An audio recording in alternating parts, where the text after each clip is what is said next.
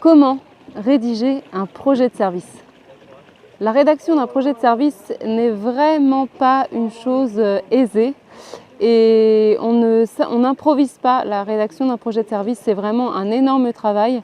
Pour l'avoir fait en fait dans le cadre de mon stage de l'EGEPS, la première chose qui est importante et vraiment ça a été la chose qui m'a permis de commencer à avancer dans la réflexion autour de ce projet de service et dans cette grosse mission que j'avais, mais j'avais de la chance, j'avais à la fois un maître de stage qui m'accordait une grande confiance et qui était d'un très bon encadrement, très sérieux, et un chef de service qui lui aussi avait une ouverture d'esprit comme ça. Ça me permettait de tâtonner, d'apprendre, d'essayer, et quand je trébuchais ou quand je rencontrais des difficultés, d'avoir un vrai soutien à côté de moi, et ça vraiment c'est... Je vous le souhaite. Je le souhaite à quiconque fait ce genre d'exercice, d'avoir un très bon encadrement autour de soi et un très bon entourage professionnel. La première chose que j'ai faite, c'est vraiment de fixer le cadre conceptuel.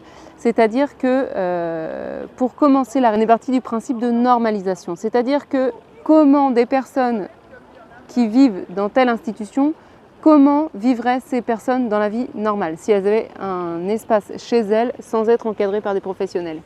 La deuxième chose, c'est porter son regard à travers la valorisation par les rôles sociaux, c'est-à-dire qu'on a chacun des rôles sociaux. Réflexion, on est parents, enfants, on a un métier, on a chacun des rôles qui sont très établis. On peut être président d'une association, on peut être comptable dans une association, on peut juste être... voilà, on a différents rôles dans la société, on peut être responsable du pédibus dans sa commune, je ne sais pas. Les différentes casquettes que l'on porte, ça c'est nos différents rôles sociaux. Eh bien, quand on arrive en institution, on peut se retrouver un peu perdu et ne plus avoir de rôles sociaux.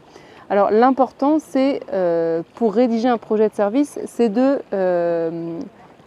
essayer d'envisager la casquette que peuvent porter les personnes qui sont au sein de la résidence ou de l'établissement dans lequel vous travaillez.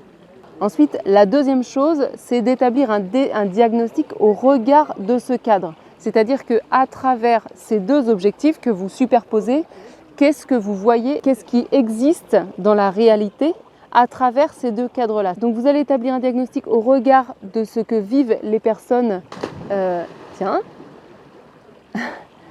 au regard du public qui vit dans cet établissement, mais vous allez aussi établir un diagnostic au regard des salariés qui vivent dans cet établissement. C'est-à-dire que ces personnes-là aussi ont un rôle social dans cet établissement et qu'il est quand même d'une mesure importante puisque c'est des gens qui viennent là tous les jours et on passe énormément de temps au travail. Voilà, donc on ne peut pas négliger le fait de porter de l'attention en rédigeant un projet de service à tous les gens qui vivent dans cette structure. Rédiger un projet de service, à mon sens, ça n'est pas possible sans passer par une démarche participative. Si vous ne faites pas cela dans une démarche participative, vous n'aurez aucune adhésion. C'est-à-dire que ni votre public, ni vos collègues ne vont vous soutenir, ne vont s'y intéresser, ni ne vont adhérer.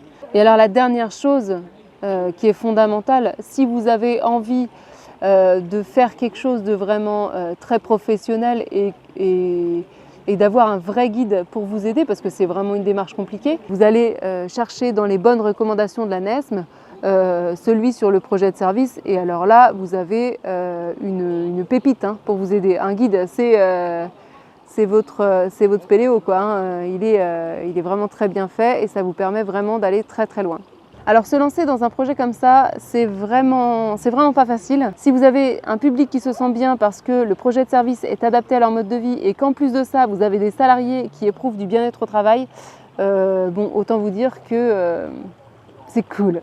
Donc je reprends. Première chose, se fixer un cadre conceptuel. La deuxième chose, établir un diagnostic dans le cadre de ce cadre conceptuel. La troisième chose, c'est de faire cela dans une démarche participative.